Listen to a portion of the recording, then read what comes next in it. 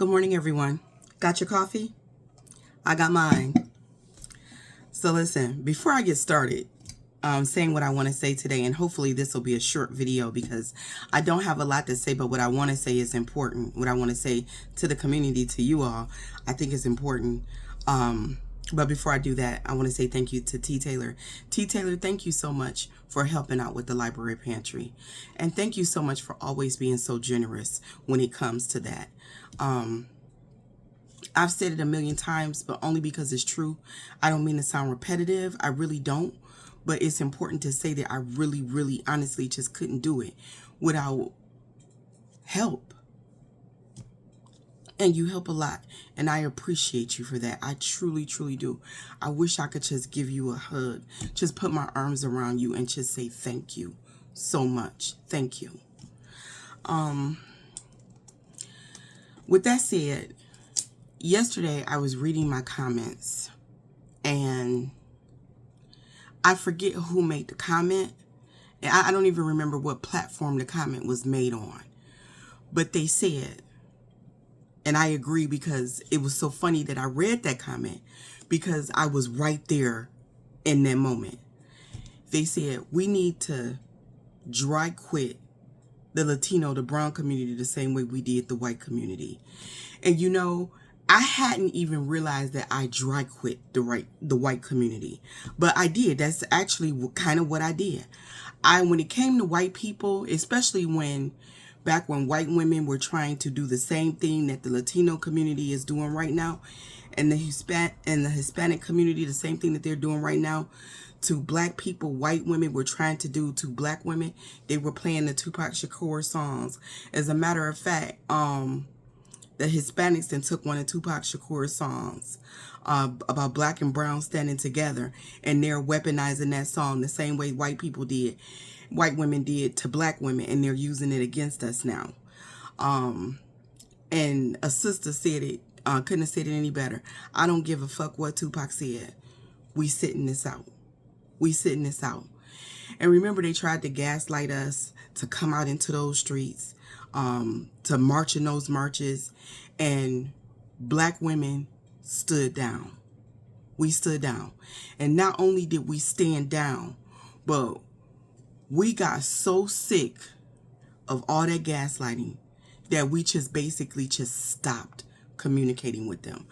I know that I did.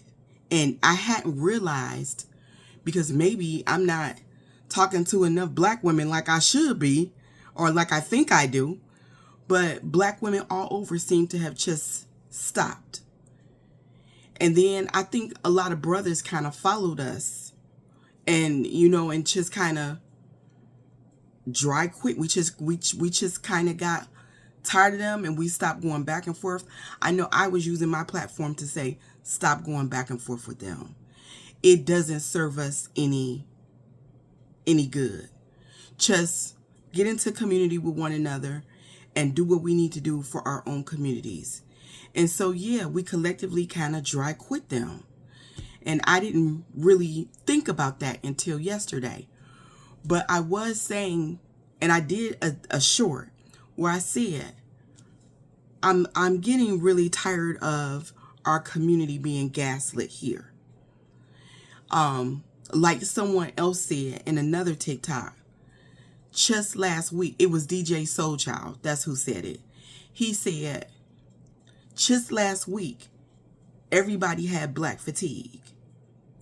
Just last week, y'all were telling us how tired they were all telling us how sick and tired of us they were. And now we're not doing enough. We're not present enough. And that's weird.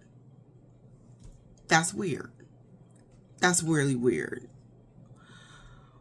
We need to dry quit the brown community the same way we did the white community. It's time to cut off all communications. The duetting, the stitching, the going back and forth arguing with them.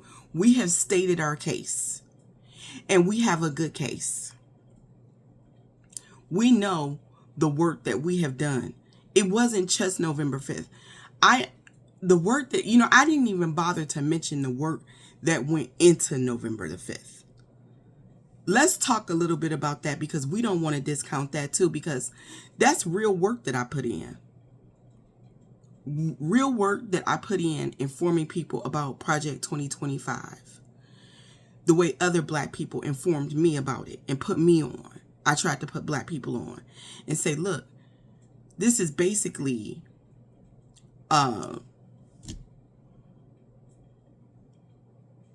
manifesto for what's to come. And we all need to read it so that we understand what these people have in store for America. And how, if this man is elected, how the landscape of America will change. Now, I get it. Education, we talk a lot about education on this platform, and this is one of the consequences of a lack of education and not being able to think critically. A lot of people that this would affect just really didn't think it would happen to them. Some people thought that they were white adjacent enough. Some people thought that it was a joke, and some people just really couldn't connect the pieces together because they could not think critically. They couldn't say, well, if he's back in power, this is what will happen. This man ran on mass deportation. He ran on that. He also had meetings with Netanyahu, and they had discussions about what their plans for Gaza was. And so we tried talking to the Palestinians, and we tried talking to the Latino and Hispanic, the brown community. And we tried having those conversations with them. Black people did, because all of these people have us cast at the bottom. They don't feel like we are worthy to be heard, even though we were doing the most talking, trying to get the better candidate elected. And they dismissed that candidate too, because she was Black and because she was a woman. And they felt like, and you know, when people come into my comments, I had this one Black man come into my comments and he said nobody wanted to elect a Black woman for the president. And yeah, that's the point. that's the whole point. I mean, way to run right into the point. So many people voted for what's happening right now because they couldn't bring themselves to vote for a Black woman. And so here we are. She didn't threaten mass deportations. She didn't threaten to level Gaza. She had actual plans to help people, Black people too, with obtaining home ownership. Home ownership is a way to build generational wealth in America. Everybody knows that. She had a real plan. And so when we had these conversations with the brown community came up with little songs. I will vote for Donald Trump. They laughed in our faces. They played in our faces. They made up lies about Kamala Harris, about her not being Black. About her not helping Black people. It was just lie after lie after lie after lie in order to justify not voting for this woman and voting for Donald Trump, the person who said he would do this to their community. We have so many receipts. And then do you know what it takes to mobilize and energize and activate an entire community? As an introvert, let me tell you, baby, that was hard for me. Volunteering for those phone banks, manning those phone banks. That was hard. I don't like to talk to people. I didn't canvas. I didn't do that. They wanted me to do that, but I just, as an introvert, I have my limitations. But I did make the phone calls. I did talk to people. I did try to educate people. As many people, I did try to convince people. As many people as I could to get to the polls. I let them know about state and local elections. That was a lot of work. And so black people, real quick, those of you all who are telling other black people that we don't have the right to rest, y'all are wrong. That's the wrong messaging to say it to black people. Whether you are the kind of black person that I am, because first of all, we really are not a monolith. Whether you're the kind of black person that I am and you get up every day and you make sure you do whatever you can do for the community, you know, or you know what I'm saying, you're working to help organize and motivate and inspire, or if right now you really are just taking your rest and you somewhere in your victory garden and you chilling and you sipping your coffee or your wine and you just really taking you doing self-care right now, there's no wrong way to rest right now. There's no wrong way. And black people telling other black people that they don't have the right to rest after we just went through this election year and everything that led up to it, y'all are wrong for that. Stay out of my comments attacking black women, especially. Because some of you brothers are doing that in my comments, and I don't appreciate that. You don't have a right to tell a black woman that she can't rest right now. Now or ever. Nobody in this nation works harder than a black woman. Do you realize that that black women saved y'all from Trump in 2020 by mobilizing, donating, organizing? We've had boots to the ground for a long time now, going non-fucking stop. So if a black woman want to sit on her ass, literally do fucking nothing right now, that is her right, and nobody has the right to tell her that she doesn't have the right to do that. We've been holding everybody up on our back for a long while now.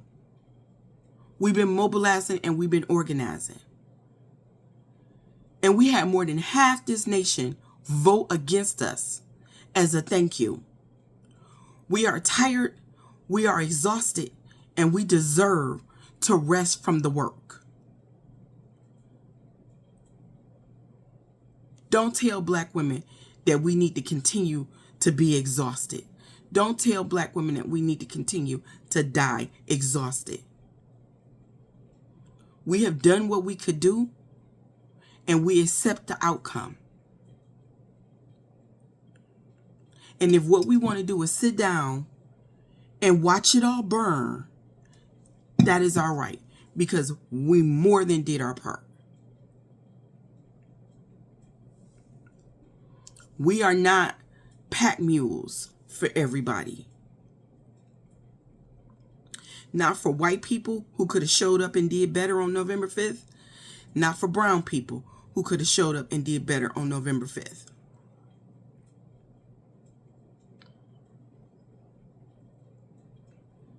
We are doing our very best for our communities.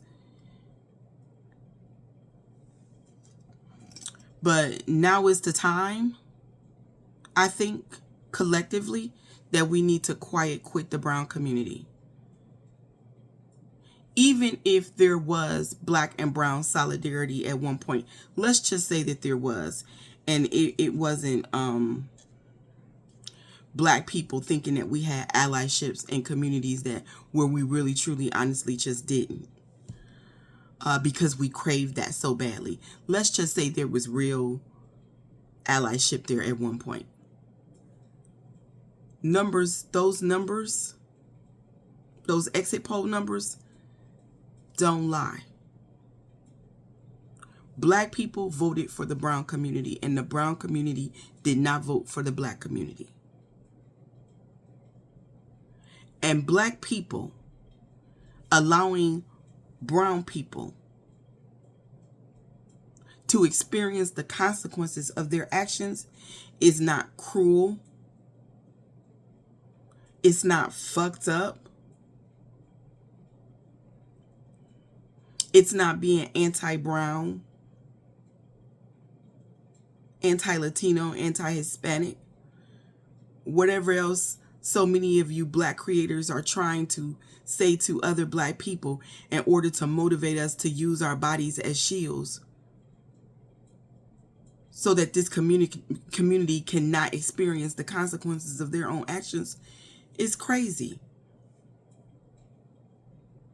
It's crazy. And shame on you for trying to shame your own community into once again taking up arms for people who literally voted against us. We don't owe the Latino community anything. We don't owe the Hispanics anything. We owe them nothing.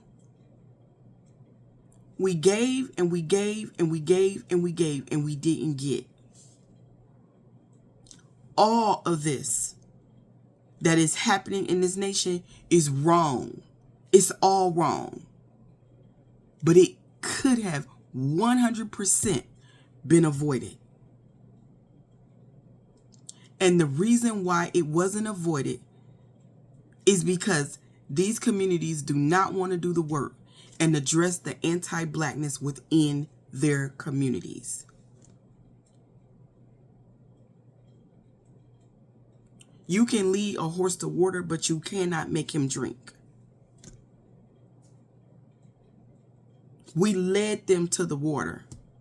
We gave them the answers to the tests, and they still failed.